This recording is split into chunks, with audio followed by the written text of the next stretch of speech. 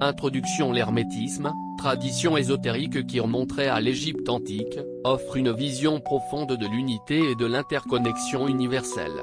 Attribué au sage Hermès Trismégiste, ce courant met en lumière les correspondances subtiles qui relient l'homme et le cosmos.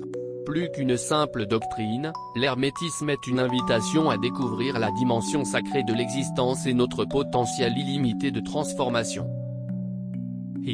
Les lois hermétiques. Le principe de mentalisme, tout est esprit, l'univers est mental. Cette loi fondamentale affirme la nature essentiellement spirituelle de la réalité. La pensée est le substrat de toute manifestation.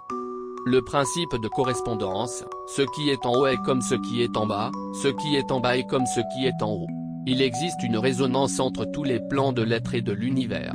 Le microcosme humain reflète le macrocosme divin. Le principe de vibration. Rien ne repose, tout se meut, tout vibre. De l'atome aux galaxies, toute la création est animée par différentes fréquences. Élever sa vibration, c'est s'ouvrir à des niveaux supérieurs de conscience. 2. L'hermétisme, précurseur de la science moderne. Le Kybalion, texte fondateur de l'hermétisme, énonce des principes étonnamment proches des découvertes de la physique quantique comme l'interconnexion fondamentale, intrication quantique, le rôle de l'observateur, expérience des fentes de Yang, ou le caractère vibratoire de la matière, dualité onde-corpuscule. La table d'émeraude, autre écrit hermétique majeur, contient la célèbre maxime « ce qui est en bas est comme ce qui est en haut ». Ce principe de similitude a inspiré de nombreux scientifiques comme le mathématicien Benoît Mandelbrot, père des fractales, qui a mis en évidence l'autosimilarité dans la nature.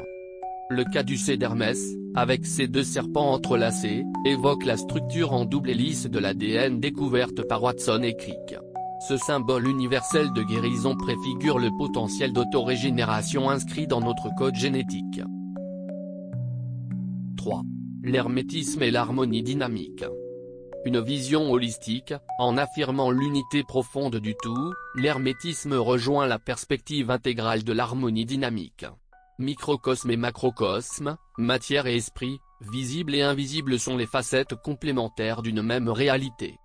L'homme, co-créateur de son réel, pour l'hermétisme, nos pensées et états intérieurs façonnent notre expérience du monde. L'harmonie dynamique fait sienne cette idée en nous invitant à cultiver un esprit clair et aimant pour participer consciemment à la création d'une réalité plus lumineuse. La quête de l'équilibre, comme le caducée où les polarités s'harmonisent, l'harmonie dynamique recherche la juste balance entre les contraires. Ancrage et ouverture, action et réceptivité, affirmation de soi et altruisme s'intègrent dans une danse créatrice au service de l'évolution. Conclusion. Loin d'être une simple doctrine poussiéreuse, l'hermétisme se révèle d'une étonnante modernité. Précurseur de la science contemporaine, il trace aussi les contours d'une sagesse intégrale où l'homme se reconnaît comme un microcosme sacré. En nous invitant à transmuter notre conscience, il rejoint l'appel de l'harmonie dynamique à devenir des artisans lucides d'un monde plus harmonieux et plus éveillé.